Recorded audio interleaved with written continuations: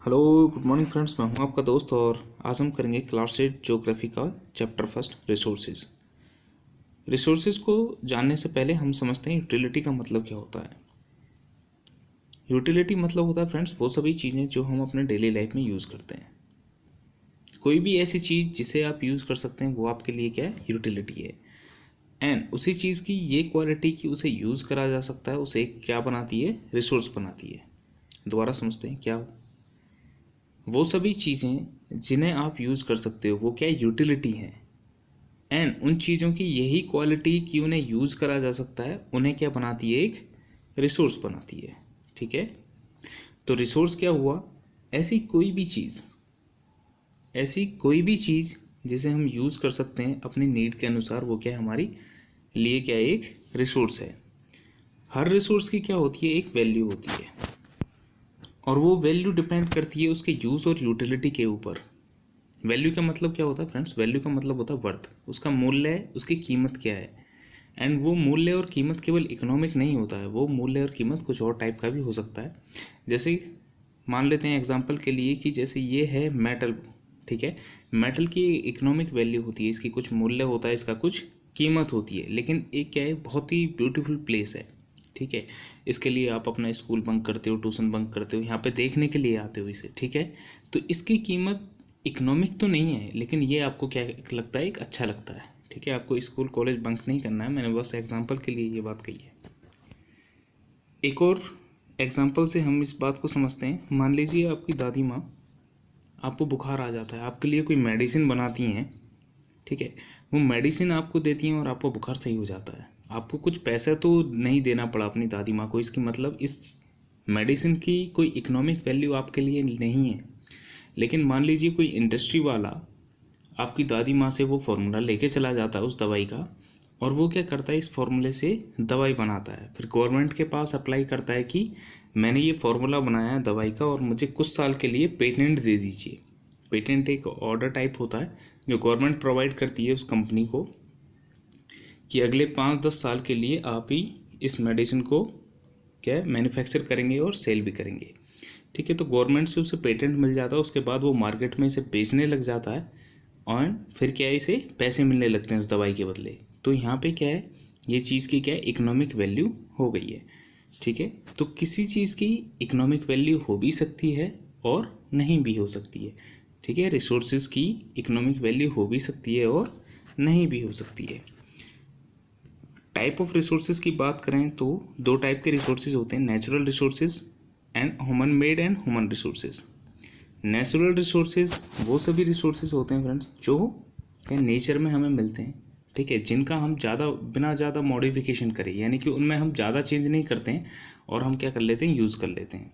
तो कोई भी चीज़ जो नेचुरली हो या फिर नेचुरली है, उसमें ज़्यादा कुछ चेंज नहीं करना पड़े और हम यूज़ कर सकते हैं, वो क्या है, हमारे लिए एक नेचुरल रिसोर्सेज है। ठीक है, एग्जांपल के लिए जैसे कि वाटर हो गया, animals, air, oil, rocks, minerals, sun, soil, plant and gas, ये सब क्या है, नेचुरल रिसोर्सेज हैं। कुछ नेचुरल रिसोर्सेज को हमने बात करा कि हम डायरेक्टली यूज़ कर लेते हैं और कुछ को क्या है, हमें थोड़ा टेक्नोलॉजी का यूज़ करने थोड़ा मॉडिफिकेशन करना पड़ता है, थोड़ा। ठीक, कंप्लीटली नहीं, मतलब थोड़ा मॉडिफिकेशन। जैसे कि हम माइनिंग से क्रूड ऑयल वगैरह निकालते हैं और उसका लेटर ऑन उस क्रूड ऑयल से हम क्या है, पेट्रोल, डीजल और नेचुरल गैस वगैरह अलग करते हैं। टेक्नोलॉजी का मतलब समझें कि टेक्नोलॉजी से मतलब क्या होता है, तो ये नॉलेज और स्किल्स। ठीक है, नॉलेज और स्किल्स का यूज़ करके जो भी हम चीज़ों को बनाते हैं वो क्या हमारा टेक्नोलॉजी के अंदर आता है। जो हमारे नेचुरल रिसोर्सेज हैं ये फर्दर डिवाइड होते हैं renewable and non renewable resources के अंदर। रिन्यूएबल रिसोर्सेज वो सभी रिसोर्सेज होते हैं जिन्हें क्या रिन्यूड या फिर रिप्लेनिश करा जा सकता है। रिन्यूड और रिप्लेनिश का मतलब क्या है फ्रेंड्स, रिन्यूड मतलब कि दोबारा से उस चीज़ को नया होना, यानी कि दोबारा से वो चीज़ अवेलेबल हो जाना, वो क्या है, रिन्यूड और रिप्लेनिश्ड। ठीक है, जैसे कि wind energy, solar energy, water, soil and forest, किस तरीके से ये रिन्यूएबल रिसोर्सेज हैं। मान लीजिए अभी क्या है, इस टाइम पे क्या है, विंड चल रही है, विंड चल रही है तो मेरी यहाँ पे क्या है, विंड एनर्जी जनरेट हो रही है। लेकिन कुछ टाइम के बाद मान लीजिए विंड क्या है, बंद हो जाती है और शाम को फिर दोबारा से विंड चालू होती है, तो हो गया ना, रिन्यूड हो गया ना। कि ऐसा नहीं है कि विंड अभी चल रही है और उसके बाद कभी भी हमारी विंड नहीं आएगी, ऐसा नहीं है। लेकिन विंड अभी चल रही है, कुछ देर बाद फिर दोबारा चलेगी, ठीक है। तो ये क्या हमारी रिन्यूड हो रही है। इसी टाइप से सोलर एनर्जी है। दिन के टाइम में सोलर एनर्जी अवेलेबल रहती है, जैसे ही नाइट होती है तो वो बंद हो जाएगी, नेक्स्ट डे फिर से हमें सोलर एनर्जी मिलने लग जाएगी। तो ये क्या है हमारी रिन्यूड हो जा रही है, कुछ टाइम पीरियड के बाद ये क्या है रिन्यूड हो जा रही है। वाटर किस तरीके से हमारा रिन्यूएबल रिसोर्सेज है फ्रेंड्स। मान लीजिए यहाँ से बारिश हुई, बारिश होने के बाद ये पानी रिवर्स के थ्रू क्या है ओशन में गया एंड ये कंटिन्यूसली इवेपोरेट हो रहा है, इवेपोरेट होकर ये क्लाउड बना एंड फिर दोबारा से ये बारिश हो जा रहा है, मतलब कि रेन हो जा रही है, और फिर दोबारा से ये नीचे, और ये साइकिल चलता रहता है। तो हमारे लिए पानी क्या है कुछ टाइम पीरियड के बाद वो ओशन वगैरह में जाएगा, इवेपोरेट होकर क्लाउड बनेगा, फिर दोबारा से वो हमारे लिए रेन के बाद अवेलेबल होगा। तो ठीक है, ये रिन्यूड हो रहा है। इसी टाइप से फॉरेस्ट है। मान लीजिए आपने किसी जगह से फॉरेस्ट कट कर दिए और कट करने के बाद आपने किसी और जगह पे उगा दिए, तो यहाँ पे क्या है आपको कुछ करना पड़ रहा है, उगाने पड़ रहे हैं वो, उसके बाद क्या है दोबारा से रिन्यूड हो जाएंगे वो फॉरेस्ट, ठीक है। तो ये सभी क्या है हमारे रिन्यूएबल रिसोर्सेज हैं। एंड नॉन रिन्यूएबल रिसोर्सेज क्या होते हैं फ्रेंड्स, इन रिसोर्सेज का क्या है लिमिटेड स्टॉक होता है। स्टॉक से मतलब क्या होता है, स्टॉक से मतलब होता है कि कोई भी रिसोर्सेज का वो अमाउंट जो हमारे यूज़ के लिए अवेलेबल हो, ठीक है, वो क्या होता है स्टॉक। एंड इनका स्टॉक क्या लिमिटेड स्टॉक है, मतलब कि ये हमारे यूज़ के लिए बहुत ही लिमिटेड अमाउंट में अवेलेबल है। क्या मतलब होता है इसका, इनको जो है रिन्यूड तो होते हैं, इस टाइप के जो नॉन रिन्यूएबल रिसोर्सेज हैं ये भी रिन्यूड होते हैं, लेकिन इनके रिन्यूड होने का टाइम पीरियड क्या है थाउजेंड्स ऑफ ईयर्स है। एंड ये ह्यूमन लाइफ स्पैन से काफ़ी ज़्यादा है। एक ह्यूमन लाइफ स्पैन कितना होता है 100 ईयर्स 90 ईयर्स, आजकल तो इतना कोई जीता भी नहीं है, 190 ईयर्स के बीच में ही, ठीक है। तो इनको रिन्यूड होने में 1000 ईयर्स लग रहा है और ह्यूमन का लाइफ स्पैन है 100 ईयर्स एग्जाम्पल के लिए। तो इसलिए इन्हें क्या कहा जाता है नॉन रिन्यूएबल रिसोर्सेज, क्योंकि ये ह्यूमन के लाइफ स्पैन से काफ़ी ज़्यादा टाइम पीरियड ले रहे हैं रिन्यूड होने के लिए। एंड ये जो नॉन रिन्यूएबल रिसोर्सेज हैं इनका जो डिस्ट्रीब्यूशन है वो डिपेंड करता है कि उस जगह का टेरेन, क्लाइमेट और एल्टीट्यूड कैसा है, ठीक है। अर्थ पे हर जगह टेरेन, क्लाइमेट, एल्टीट्यूड तो सेम है नहीं, और हमें पता है इनका डिस्ट्रीब्यूशन इन चीज़ों पे डिपेंड कर रहा है। तो ये क्या है इसके हिसाब से टेरेन, क्लाइमेट और एल्टीट्यूड के हिसाब से डिस्ट्रीब्यूट होंगे। तो इसका मतलब क्या है कि ये अर्थ पे क्या है अनइक्वली डिस्ट्रीब्यूट हो रखे होंगे। ये हो गया हमारा नेचुरल रिसोर्सेज यहाँ पे ख़त्म। उसके बाद बात करते हैं human made resources and human resources की। ह्यूमन मेड रिसोर्सेज जैसा कि नाम से पता चल रहा है ऐसे रिसोर्सेज जो ह्यूमन ने बनाए हुए होंगे, ठीक है। कुछ नेचुरल सब्सटेंस को क्या है हम डायरेक्टली या फिर स्मॉल मॉडिफिकेशन से यूज़ नहीं कर सकते, उन्हें क्या है बहुत ज़्यादा मॉडिफिकेशन कम्प्लीटली चेंज करना पड़ता है ओरिजिनल फॉर्म से। उससे जो भी रिसोर्सेज बनते हैं उन्हें हम क्या बोलेंगे ह्यूमन मेड रिसोर्सेज बन रहेंगे। एग्जाम्पल के लिए जैसे कि आयरन ओर है, आयरन हमारा अर्थ पे क्या है नेचुरल फॉर्म में एग्जिस्ट नहीं करता है, ये क्या है इसकी ओर, आयरन की ओर मतलब बॉक्साइट वगैरह, मतलब बहुत सारे उसमें आयरन के अलावा बहुत सारी चीज़ें भी होती हैं, उसमें से क्या है हम आयरन को अलग निकालते हैं। उसके लिए हमें क्या टेक्नोलॉजी का यूज़ करना पड़ेगा। तो हमने कम्प्लीटली इस चीज़ को क्या चेंज कर लिया और इसमें से केवल हमने आयरन जो है हमारा निकाल लिया है, ठीक है। तो ये आयरन क्या हो जाएगा हमारा एक ह्यूमन मेड रिसोर्सेज हो जाएगा। नेचुरल रिसोर्सेज का यूज़ करके और बाकी चीज़ें जैसे हम बिल्डिंग्स बनाते हैं, ब्रिजेस, रोड्स, मशीनरी, व्हीकल वगैरह, ये सब चीज़ें क्या है हमारा ह्यूमन मेड रिसोर्सेज हैं। एंड जो भी हम टेक्नोलॉजी भी जो भी यूज़ कर रहे हैं वो भी क्या है एक ह्यूमन मेड रिसोर्सेज है। टेक्नोलॉजी भी तो हमने इसी तरीके से बनाई है ना, नेचुरल चीज़ों से मॉडिफिकेशन करके। जैसे आपका मोबाइल है, मोबाइल अर्थ पे कहीं फ्री तो मिलता है नहीं गिरा हुआ, ये क्या हमने बनाया है ना, नेचुरल चीज़ों को ऐसे मॉडिफाई करके हमने अपना मोबाइल या लैपटॉप वगैरह बनाए हैं। तो ये क्या है टेक्नोलॉजी भी हमारा किसके अंदर आ जाएगा ह्यूमन मेड रिसोर्सेज के अंदर।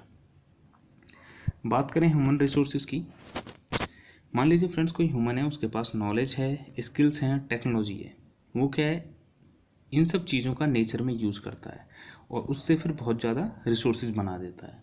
तो एक ऐसी चीज़ जो नेचर में जाके बहुत सारे नए रिसोर्सेज बना रही है वो कौन है ह्यूमन। तो ह्यूमन क्या हुआ एक स्पेशल टाइप के रिसोर्सेज हुए जो बहुत सारे नए रिसोर्सेज बना रहा है। तो ह्यूमन का इम्पोर्टेंस काफ़ी ज़्यादा है, ठीक है। तो ह्यूमन रिसोर्सेज किस पे डिपेंड करता है ये, इनका नंबर कितना है, इनकी मेंटल और फिजिकल एबिलिटी क्या है। अब मेंटल और फिजिकल एबिलिटी कहाँ से आएगी, ह्यूमन की एजुकेशन और हेल्थ से, ठीक है। उनकी जो एजुकेशन होगी, उनकी जो हेल्थ होगी, वो क्या बनाएगी, एक वैल्यूएबल रिसोर्स उन्हें बनाएगी। एंड जो स्किल्स होती हैं, अगर हम किसी ह्यूमन की कोई स्किल को डेवलप कर रहे हैं, ठीक है, तो उसे कहा जाता है ह्यूमन रिसोर्स डेवलपमेंट, ठीक है।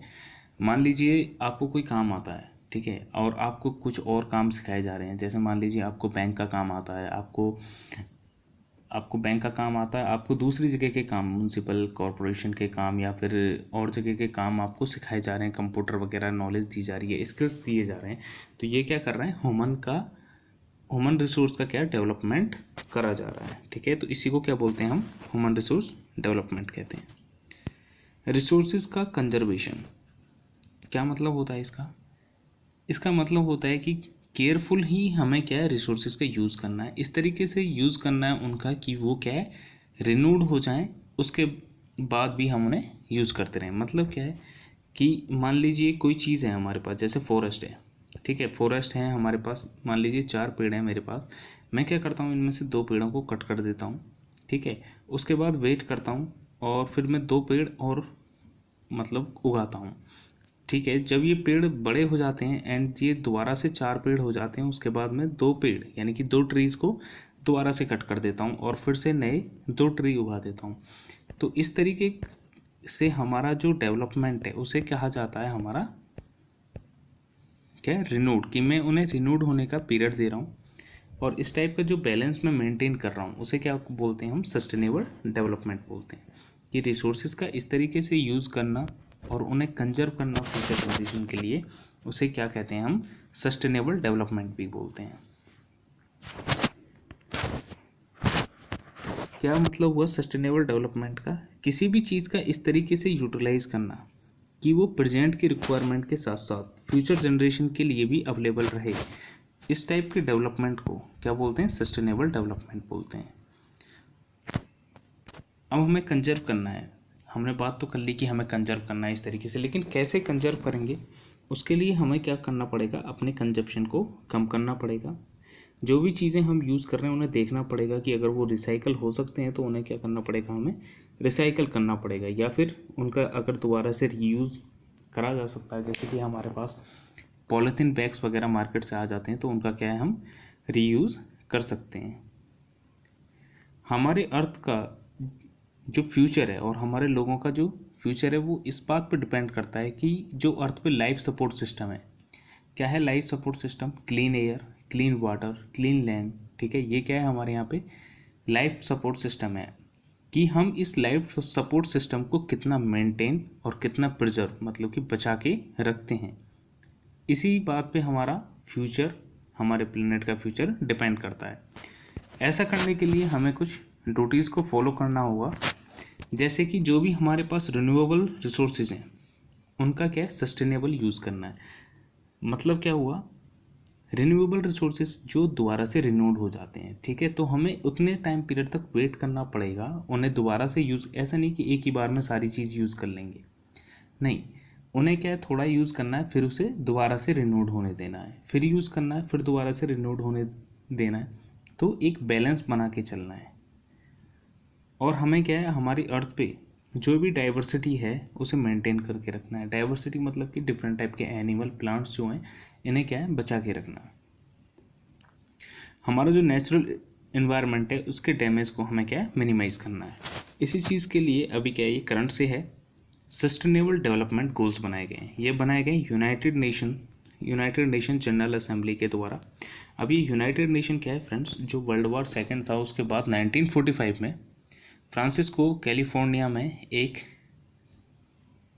नेशंस का एक ग्रुप बना, देशों का एक ग्रुप बना, जिसे कहा गया यूनाइटेड नेशन।